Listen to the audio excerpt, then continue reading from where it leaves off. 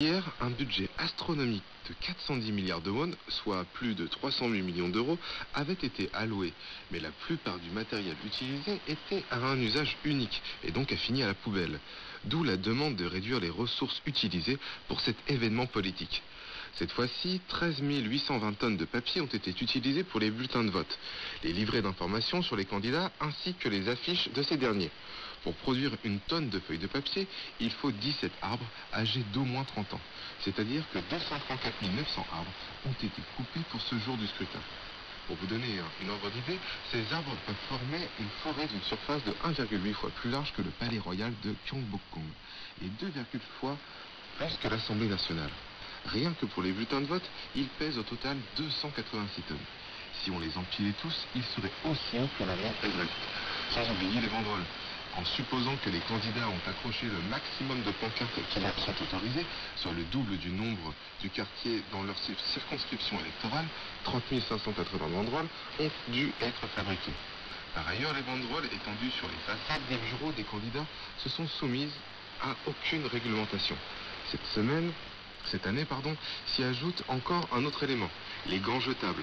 Afin de prévenir la contamination du Covid-19, les électeurs devaient porter des gants en vinyle distribués dans chaque bureau de vote. Les associations environnementales ont calculé que les déchets accumulés atteindront une hauteur de 1716 mètres, soit 7 fois la tour 63 pour ses 63 étages en plein cœur de Séoul. Certains citoyens souhaitaient porter leurs propres gants en tissu, mais les autorités de prévention de l'épidémie ont conseillé de recourir à des gants en plastique pour des questions de sécurité sanitaire. Face à la production de ces montagnes d'ordures prévues, le ministère de l'Environnement a diffusé une directive à suivre aux collectivités locales au début de ce mois-ci. Mais de quoi s'agit-il ?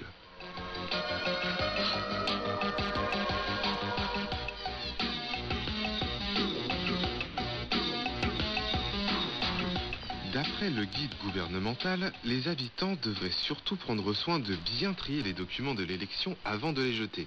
Les brochures sont classifiées comme papier, alors que les cartes de visite et les prospectus plastifiés doivent être jetés avec les ordures non recyclées. À propos des banderoles, les candidats doivent retirer les leurs et les administrations régionales s'occupent de leur collecte et de leur traitement après l'élection. Selon le ministère de l'Environnement, seuls 33,5% des banderoles jetées avaient été recyclées en 2018. La plupart d'entre elles avaient été incinérées.